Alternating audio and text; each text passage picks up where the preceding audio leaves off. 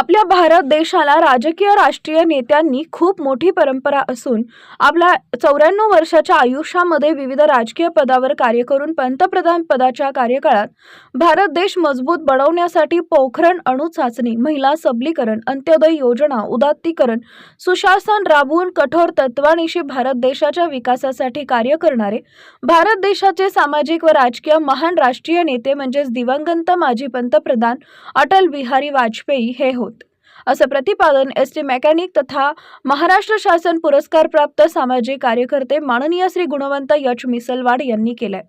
ते महाराष्ट्र राज्य मार्ग परिवहन महामंडळ एसटी डेपो नांदेड आगार इथं दिनांक 25 डिसेंबर 2025 रोजी गुरुवारी ठीक सकाळी 10:30 वाजता हिंदी कवी, भारतरत्न, पद्मविभूषण, स्वतंत्र भारताचे 11वे पंतप्रधान, लोकनेते अटल बिहारी वाजपेयी यांची 101वी जयंती सुशासन गुड गव्हर्नन्स डे म्हणून मोठ्या उत्साहात साजरी करण्यात आली।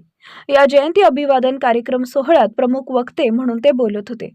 सर्वप्रथम रापम आगाराचे चार्जमन संदीप बोधनकर यांच्या हस्ते अटल बिहारी वाजपेयी यांच्या प्रतिमेचं पूजन करून पुष्पमाला अर्पण करून अभिवादन करण्यात आले।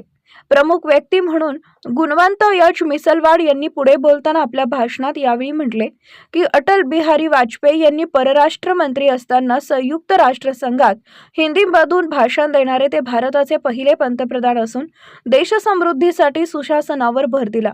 सुशासन म्हणजे भारत देशात पारदर्शी व जबाबदारीपूर्वक नागरी सेवा देणे आणि विशेषतः युवा वर्गांना, विद्यार्थ्यांना अवगत करणे हा त्यांचा मूळ उद्देश होता।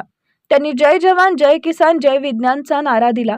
अशा या बहुआयामी व्यक्तिमत्वाचा तुम्ही आम्ही आपण सर्वांनीच आदर्श घेऊन समाजाप्रती आणि देशाप्रती कार्य करण्याची काळाची गरज आहे, असंही माननीय गुणवंत यच मिसलवाड यांनी शेवटी बोलताना आपल्या भाषणात म्हणाले। या कार्यक्रमास प्रमुख उपस्थिती म्हणून चार्जमन संदीप बोधनकर, एसटी मेकॅनिक तथा महाराष्ट्र शासन पुरस्कार प्राप्त सामाजिक कार्यकर्ते गुणवंत यच मिसलवाड, पाळी प्रमुख मनोहर माळगे, वरिष्ठ लिपिक संतोष ढोले, सुनीता हुंबे, कृष्णा पवार, चालक त्र्यंबक गीते यांची प्रमुख उपस्थिती होती। या प्रसंगी रापम आगारातील कष्टकरी, कामगार, कर्मचारी, बंधू भगिनी मोठ्या संख्येनं उपस्थित होते।